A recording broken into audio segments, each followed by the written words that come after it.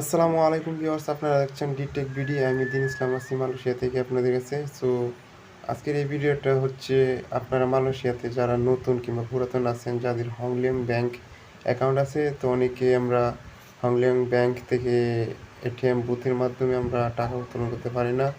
So এই ভিডিওটা শুধুমাত্র যারা নতুন তাদের জন্য।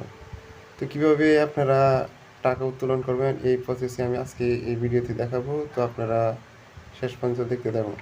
তো দেখেন, আমি আমার কার্ডটা ভিতরে ঢুকালাম, দেন তারপর একটু ওয়েট করবেন।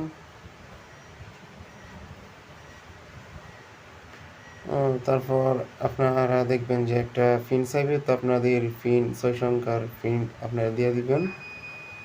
তো দিয়ে দেওয়ার পর এখানে দেখেন সবগুলো অপশন আসছে। তো আপনারা চাইলে প্রত্যেকটা অপশন দেখে নিতে পারেন। তো আপনারা চাইলে ব্যালেন্স ইনকোয়ারিতে ক্লিক করে আপনাদের ব্যালেন্স দেখে নিতে পারবেন কত টাকা আছে। তো দেখেন, আমি ক্লিক করেছি, আমার কত টাকা আছে সব দেখাইতেছে। তো ব্যাকে যাবেন, ব্যাকে যাওয়ার পর এখানে দেখেন অন্যান্য সব সেটিংস আছে। তো আপনারা নেক্সটে ক্লিক করলে আরও অনেক সেটিংস পাবেন। এখানে দেখেন মিন স্টেটমেন্ট দেখতে পারবেন, পিন নাম্বার চেঞ্জ করতে পারবেন, ক্যাশ ডিপোজিট করতে পারবেন, এবং দেখেন এখানে চেকবুক স্টেটমেন্ট দেখতে পারবেন। তো আমি আমার স্টেটমেন্ট দেখতেছি। তো এখানে দেখেন সব কিছু আপনার চাইলে তো এখান থেকে প্রিন্ট করে নিতে পারবেন। তো আমি ব্যাকে যাবো, ব্যাকে যাওয়ার পর এখানে দেখেন আমি টাকা উইথড্র করব। তো উইথড্র করার জন্য এখানে দেখেন উইথড্রল অপশন নিচে আছে। তো আপনাদের এখানে সাজেস্ট দেখেন এখানে আদার্স অ্যামাউন্ট আছে। আদার্স অ্যামাউন্টে ক্লিক করে আপনাদের ইচ্ছা মতো অ্যামাউন্ট দিয়ে আপনারা উইথড্র করতে পারবেন। তো এখানে দেখেন অটো সিলেক্ট দেওয়া আছে, তাই আমি 200 টাকাতে ক্লিক করে দিয়েছি। তো আমি যেহেতু 200 টাকা আমার অ্যাকাউন্টে আছে, 200 টাকা উইথড্র করব।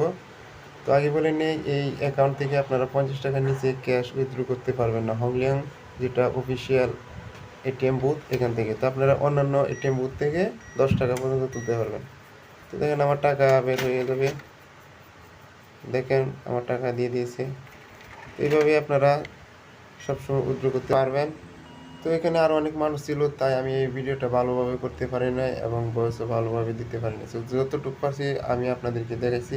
তো ভিডিওটা ভালো লাগলে অবশ্যই একটা লাইক দিবেন এবং সাবস্ক্রাইব করে পাশে থাকবেন।